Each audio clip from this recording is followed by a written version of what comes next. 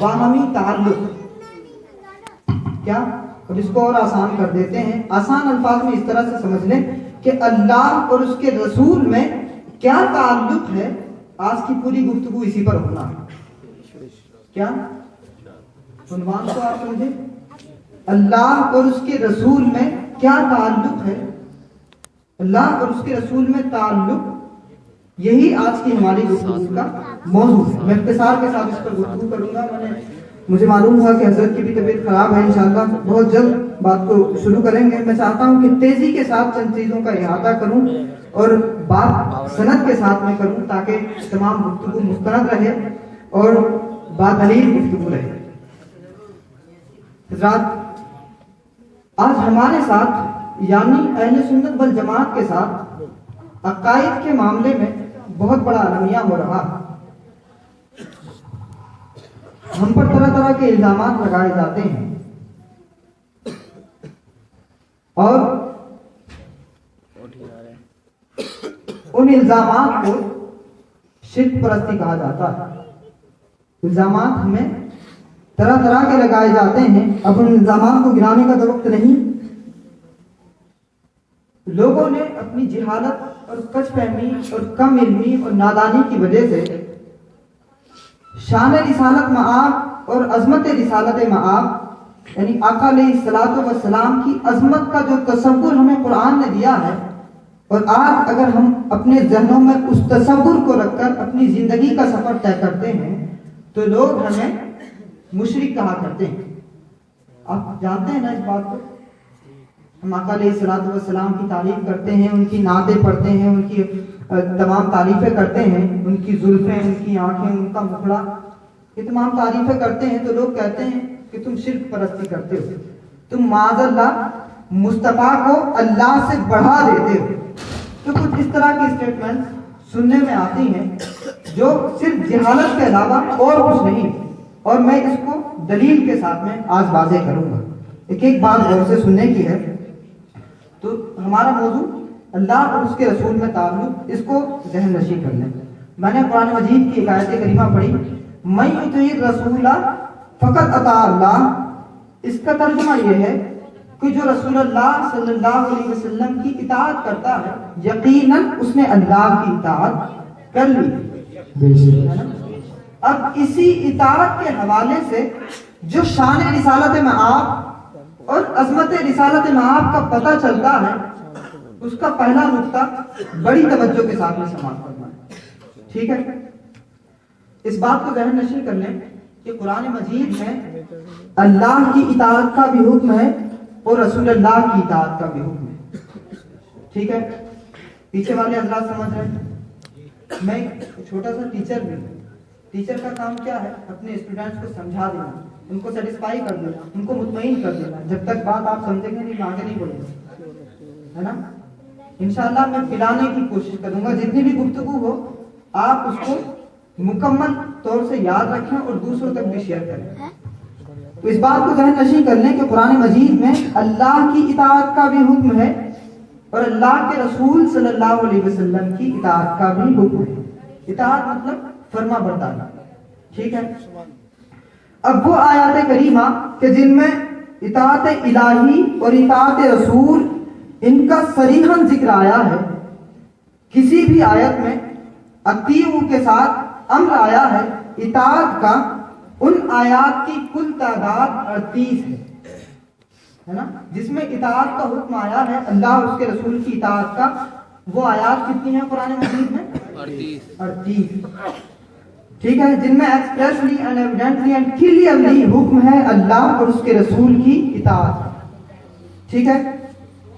اب ان 38 آیتوں میں یہ بات سمجھنے والی ہے، توجہ حاضر رکھیں، ان 38 آیتوں میں یہ بات سمجھنے والی ہے کہ 20 آیتیں ایسی ہیں کہ جن میں اللہ اور اس کے رسول کی اطاعت کا اکٹھا ذکر آیا ہے. یعنی اللہ کی اطاعت اور رسول اللہ کی اطاعت یہ دونوں واجب ہیں. دونوں اللہ اور اس کے رسول کی اطاعت کا اکٹھا ذکر اور حکم آیا ہے. کتنی آیتوں میں؟ 20 آیتوں. ان 38 میں 20 آیتیں ایسی ہیں کہ جس میں اللہ اور اس کے رسول کی اطاعت کا اکٹھا ذکر آیا ہے. ٹھیک ہے؟ اکٹھا ذکر آیا ہے وہ 20 آیتیں ہیں، 20 out of 38. ٹھیک ہے، 20 آیتیں تو یہ ہو گئی. اب مثال کے طور پر قل اطیعوا اللہ والرسول، حفاظ کرام بھی یہاں تشریف رکھتے ہیں، میں غلطی کروں گا بتا دیں گے. قرآن پاک میں اللہ نے فرمایا قل اطیعوا اللہ والرسول یا اطیعوا اللہ والرسول لعلکم ترحمون. اسی طرح یا ایھا الذین آمنوا اطیعوا اللہ ورسولہ، کہیں فرمایا یطیعون اللہ ورسولہ. اسی طرح ومن یطع اللہ ورسولہ، کہیں فرمایا یقولون آمنا باللہ وبالرسول اطعنا. اسی طرح جا بجا کہیں فرمایا یا لیتنا اطعنا اللہ واطعنا الرسول. میں ترجمہ نہیں بتا رہا، وقت کم ہے. الغرض میں نے جتنی بھی آیتیں پڑھی، حفاظ کرام موجود ہیں، پوچھ سکتے ہیں. اللہ کی اطاعت کا اور اللہ کے رسول کی اطاعت کا ان آیتوں میں اکٹھا ذکر. ٹھیک ہے، ایسی آیتیں قرآن مجید میں اول سے آخر تک کل 20 ہیں جن میں اللہ اور اس کے رسول کی اطاعت کا اکٹھا ذکر آیا. اب باقی بچی 18. اب مزے کی بات سنیے، باقی بچی 18، تو ان 18 آیتوں میں اللہ نے اپنی اطاعت کا ذکر نہیں کیا. اس میں صرف رسول کی اطاعت کا ہوا. اب بات کو سمجھیں، 20 آیتوں میں اللہ اور اس کے رسول کی اطاعت کا اکٹھا ذکر.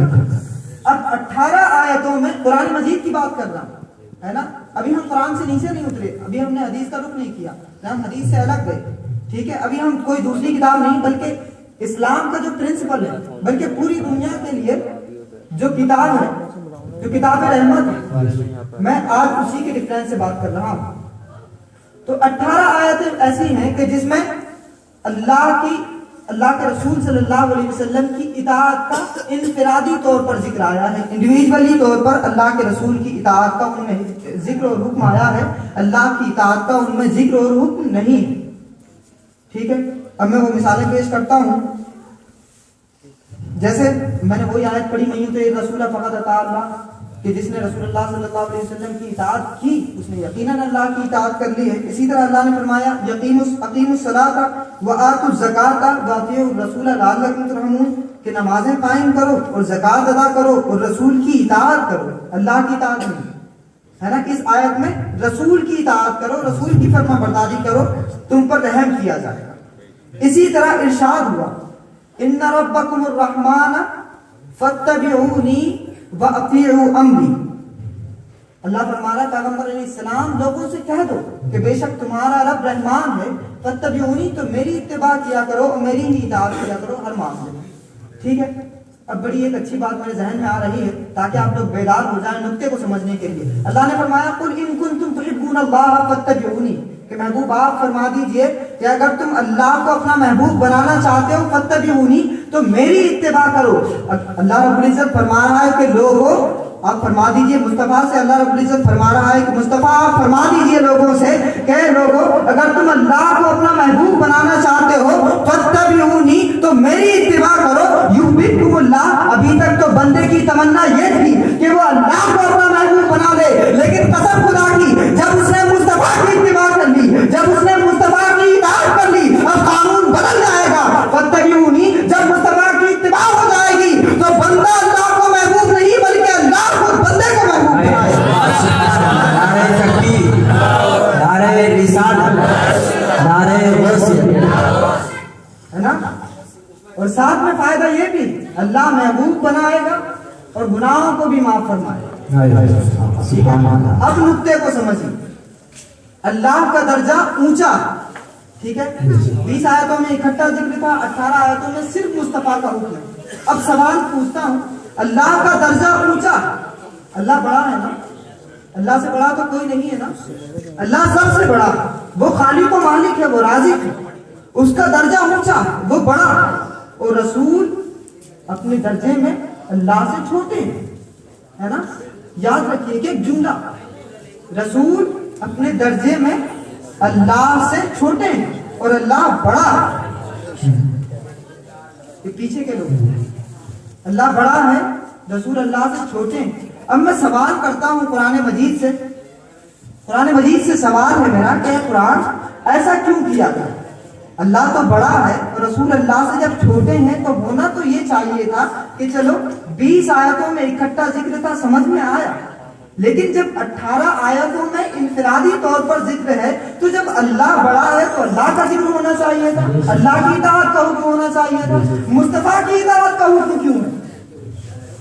ہونا تو یہ چاہیے تھا, سوال آپ سمجھے, ہونا تو یہ چاہیے تھا چونکہ اللہ بڑا ہے. جب اکٹھا ذکر تھا اللہ نے مصطفیٰ نے دونوں کو ملا کر اکٹھا حکم دے دیا, بات سمجھ میں آ گئی. لیکن جب انفرادی اور انڈیویجولی طور پر اللہ اور اس کے رسول کی اطاعت کا حکم دیا جا رہا ہے تو اللہ بڑا ہو کر, اللہ خالق و مالک ہو کر اپنی اطاعت کا ذکر اور حکم نہیں دے رہا ہے, مصطفیٰ کی اطاعت کا حکم ہے. میں پوچھتا ہوں ایسا کیوں کیا گیا؟ تو قرآن یہی جواب دے گا کہ ارے نادان, اگر اللہ کسی ایک آیت میں بھی اپنی اطاعت کا ذکر کر دیتا, صرف اپنی اطاعت کا ذکر کر دیتا اور مصطفیٰ کی اطاعت کا حکم نہ دیتا تو لوگوں کو ایک راستہ مل جاتا, لوگوں کو گمراہی کا عقیدہ اختیار کرنے کی ایک راہ مل جاتی کہ چلو اس آیت کے تحت ہم اللہ کے ساتھ متمسک ہو گئے, اللہ کے ساتھ جڑ گئے, ہم نے اس آیت کے تحت اللہ کا دامن تھام لیا.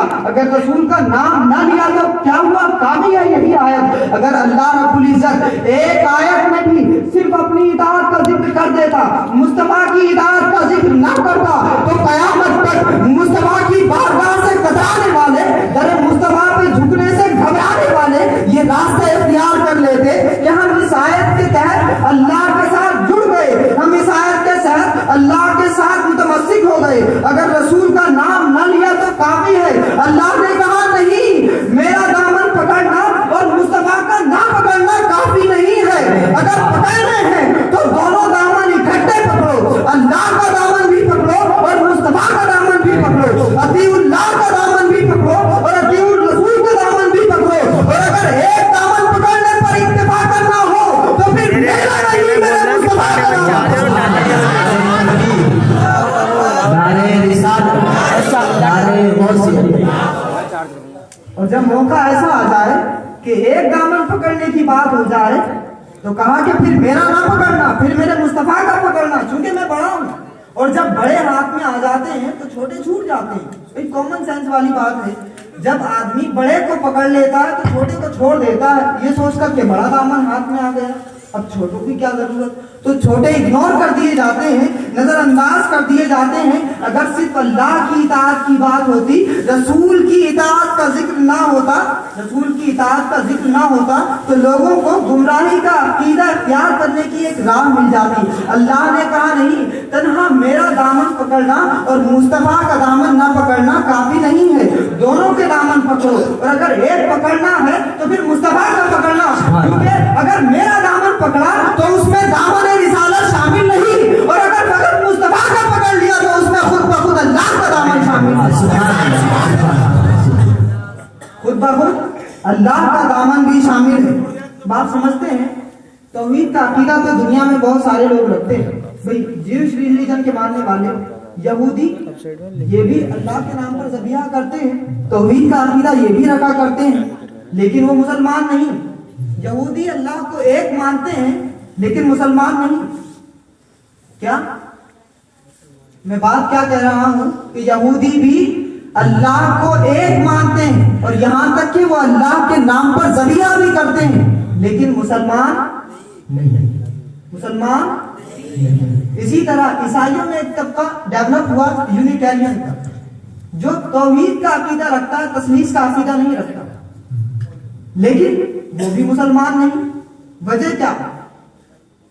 وجہ یہ ہے کہ صرف اللہ کو ماننا اور مصطفیٰ کو ماننا مسلمان ہونے کے لیے کافی نہیں ہے. اگر کسی نے اللہ کو مانا, عقلی دلائل سے مانا, وہ بھی مسلمان نہیں. اگر کسی نے اللہ کو مانا سائنسی دلائل کے ذریعے مانا, وہ کافر رہا. اگر اللہ کو کسی نے مانا ان آسمان و زمین کو دیکھ کر مانا, عقلی, فلسفی, منطقی, سائنسی دلائل کے ذریعے اللہ کو ایک مان لیا, اللہ کو ایک مان لیا, تو وہ شخص اللہ کو ایک مان کر بھی کافر ہے. اللہ نے کہا اگر مجھے بھی ماننا ہے تو مانو میرے مصطفیٰ کے وسیلے سے, مجھے بھی اگر ماننا ہے تو مانو زبان مصطفیٰ کے وسیلے سے. سو ایمان کا مدار, سو ایمان ڈیپینڈ ہے مصطفیٰ کے ماننے اور نہ ماننے پر. جو مصطفیٰ کو مانتا ہے وہی خدا کو مانتا ہے, اور جو مصطفیٰ کو نہیں مانتا وہ خدا کو تکبیر، نعرہ رسالت، نعرہ غوثیت، سبحان اللہ۔ جو مصطفیٰ کو نہیں مانتا وہ خدا کو نہیں مانتا۔ اب بات کو آپ سمجھے، آج آپ کو دھوکہ دیا جا رہا ہے کیا خدا کا نام اور مصطفیٰ کا نام جوڑ دیتے ہیں تو یہ شرک کرتے ہیں۔ ارے نادانو، اگر خدا کا نام مصطفیٰ کے نام کے ساتھ جوڑنے سے شرک ہو جاتا ہے تو کہیے پورے قرآن کو کہ شرک سے بھرا پڑا ہے۔ یاد رکھیے، ہم جس عقیدے کو مانتے ہیں، بزرگان دین کے طریقے پر جو چلتے ہیں تو وہ طریقہ قرآن کا طریقہ، وہ عقیدہ قرآن کا دیا ہوا عقیدہ ہے۔ ہم جس عقیدے کو مانتے ہیں تو آج ساری گفتگو، یہ گفتگو کا ایک پہلو ہے۔ میں سمجھتا ہوں کہ اس گفتگو کا اگلا پہلو انشاءاللہ پھر کسی موقع پر، کیونکہ ابھی 2 مقررین ہمارے باقی ہیں، تو انشاءاللہ پھر کسی موقع پر اس گفتگو کا اگلا پہلو بیان کریں گے۔ اور اس طرح کی گفتگو کو سمجھنے کی ضرورت ہے اور اپنے آپ کو اہل سنت والجماعت پر مضبوطی کے ساتھ قائم رکھنے کی ضرورت ہے نا۔ یہ مشترکہ سماج ہے، مختلف عقائد کے رکھنے والے لوگ اس ہندوستان میں جی رہے ہیں۔ آپ کو دھوکہ دینے والے ملیں گے، آیتیں سنانے والے ملیں گے۔ ہم نے بھی قرآن پاک کی آیتیں سنائی ہیں نا، اگر آیتیں آپ پیش نہیں کر سکتے تو کم سے کم آج کی گفتگو سے اتنا ضرور یاد رکھیے گا کہ ہم جو مصطفیٰ کو خدا کے نام کے ساتھ جوڑتے ہیں، ہم کوئی غلط نہیں کرتے۔ اگر کوئی کہے کہ تم تو مصطفیٰ کا نام خدا کے نام کے ساتھ جوڑ دیتے ہو، اللہ تو بڑا، سیدھا آپ یہ جواب دیجیے گا کہ جو اللہ نے قرآن پاک میں مصطفیٰ کا نام اپنے نام کے ساتھ جوڑا تو اللہ نے کون سا شرک کر دیا ہے نا۔ یہ جواب ہوگا ان کے لیے۔ ایک بڑی پیاری بات میرے ذہن میں آ رہی ہے، میں نے اس دن بھی بیان کیا تھا، وہ تقریر کی شان سیدنا غوث الاعظم پر۔ میں نے بیان کیا تھا کہ نبی نبوت الوہیت کی دلیل ہوتی ہے، نبوت الوہیت کی دلیل ہوتی ہے اور نبی اللہ کی شان ہوتا ہے۔ اور ہمارے نبی چونکہ سید الانبیاء ٹھہرے تو وہ اللہ کی سب سے بڑی شان۔ اسی طرح کائنات ولایت میں ولایت یہ نبوت کی دلیل ہوتی ہے اور ولی اپنے نبی کی شان ہوا کرتا ہے۔ تو سردار انبیاء آج جن کی ہم محفل منعقد کر رہے ہیں اور اس محفل میں حاضر ہیں، اس کی برکات سے مستفید ہو رہے ہیں، وہ سردار اولیاء حضور سیدنا شیخ محی الدین عبد القادر جیلانی، بڑے پیر کے نام سے جن کو جانا جاتا ہے نا، جن کو جانا جاتا ہے بڑے پیر کے نام سے، تو اگر ہم ان کا تذکرہ کرتے ہیں، وہ چونکہ سردار انبیاء ٹھہرے، اللہ معاف فرمائے، وہ سردار اولیاء ٹھہرے، تو اللہ رب العزت کے رسول کے آقا علیہ الصلوۃ والسلام کی وہ سب سے بڑی شان ہوئی۔ کائنات ولایت میں ولایت کی نبوت کی دلیل ہوتی ہے اور سردار اولیاء حضور غوث پاک یہ اللہ کے نبی کی سب سے بڑی شان۔ تو اگر کوئی کہے کہ یہ دن بار یہ راتوں میں جاگ جاگ کر مصطفیٰ کا ذکر کر دیتے ہو کہ یہ مکھڑے اور یہ چہرہ اور یہ زلفیں اور یہ آنکھیں، یہ دست اور یہ قدم، یہ کیا کرتے رہتے ہو؟ ارے اسے جواب دے دینا کہ ہم تو کچھ نہیں کرتے، یہ نبی تو اللہ کی شان ہے اور ہمارے آقا اللہ کی سب سے بڑی شان ہے۔ ہم تو اپنے مصطفیٰ کا ذکر کرتے ہیں بابا، اللہ کی شان کا ذکر کرتے ہیں۔ اور اگر کوئی کہے کہ چلو اللہ کی شان کا ذکر کر لیا، اچھا یہ ذکر کہاں سے سیکھ لیا غوث اعظم کا؟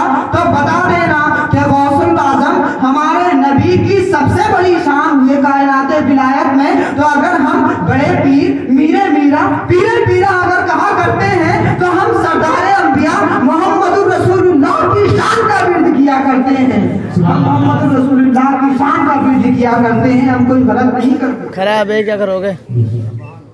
بات کو ختم کرتے ہیں۔ اللہ رب العزت سے دعا ہے کہ مولا کریم اس گفتگو میں جو بھی لفظاً غلطیاں ہوئی ہوں، مانن غلطیاں ہوئی ہوں، اللہ رب العزت اپنے حبیب کے صدقے اس کو معاف فرمائے، اور جتنی باتیں عمل کرنے کی ہیں، جو عوامر ہیں، اس کو سب سے پہلے مجھے اور آپ کو عمل کرنے کی توفیق عطا فرمائے، اور جو نواہی ہیں ان سے سب کو پرہیز کرنے کی توفیق عطا فرمائے، اور عظمت رسالت محمد صلی اللہ علیہ وسلم کو زیادہ سے زیادہ لوگوں تک پہنچانے اور اس کو سمجھنے کی توفیق عطا فرمائے۔ وما علینا الا البلاغ۔ السلام علیکم ورحمۃ اللہ وبرکاتہ۔ استغفر اللہ ربی من کل ذنب واتوب الیہ۔ لا الہ الا اللہ محمد رسول اللہ. السلام علیکم ورحمۃ اللہ وبرکاتہ.